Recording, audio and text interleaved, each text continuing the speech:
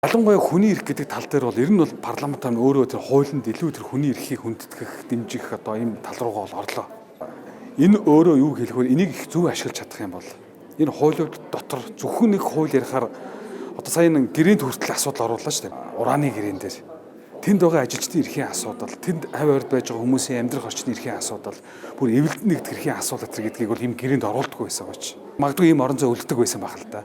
Хуучин яг одоо энэ тодорхойлсон нийгмийн бүлэг гэж асуудал ханддаггүй байсан учраас за хөгжлийн бэрхшээлтэй иргэдэх ингээд хөгжлийн бүх асуудал дээр хөгжлийн бэрхшээлтэй ажилтан яаж ажиллах вэ? За нэг байшин барьсан ч гэсэн хөгжлийн бэрхшээлтэй иргэдийн эрх ашиг нь хаана тусах юм? Эмэгтэйчүүд яах юм?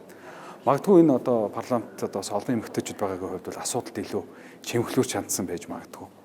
Тэр утгаараа бас одоо гарч байгаа хууль тогтоомжууд маань харьцангуй алдаа оноо багтаа болов гэж бодож байна. За дээрэс нь цахим илүү нээлттэй болсон одоо их хурлын парламентын чуулганыг шууд амжуулж сэтгүүлчнэр бол дуртай үедээ орж ирээд одоо асуулт саналаа бол авчиж чадж байна. За гишүүд ч гэсэн өөрсдөө бас одоо олон талын мэдээлэл нэрээс нь судалгаанд их үнэлж байна.